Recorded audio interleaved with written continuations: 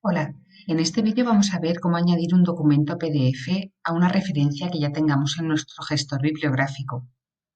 Es importante saber que aunque encontremos una referencia texto completo en una base de datos, cuando la pasamos al gestor bibliográfico el texto completo no se importa, por lo que hay que hacerlo posteriormente.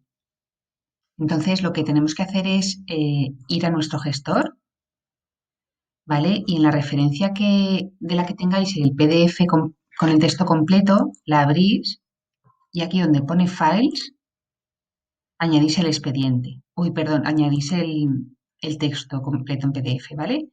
Abrir. Ya se sube, ¿lo veis aquí? Y para leerlo, le dais aquí, Read, y se abre el, el archivo que hemos subido. Se abre y se queda aquí guardado, ¿vale? Para cerrarlo hay que darle aquí. Volvemos a la página inicial del gestor y veis que aquí aparece esta marca como que tiene un texto asociado.